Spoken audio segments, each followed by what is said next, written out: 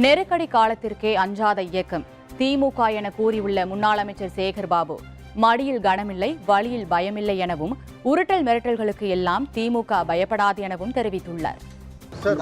ஒரு பைசா கூட தொட மாட்டோம், தொட்டவங்களையும் சும்மா விட மாட்டோம்.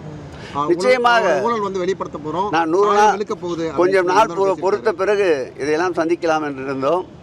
இது நெருக்கடி காலத்திற்கே அஞ்சாத இயக்கம். இது போன்ற உருட்டல் மிரட்டலுக்கெல்லாம் பயப்படுவோமா? மடியிலே கனம் இல்லை, வழியிலே பயம் இல்லை. ஏதாவது அவர்களிடம் குற்றங்கள் ஆதாரபூர்வமாக இருந்தால் நிச்சயமாக அதன் மீது அவர்கள் என்ன நடவடிக்கை எடுத்தாலும் சட்டப்படி சந்திக்க தயாராக இருக்கின்றோம்.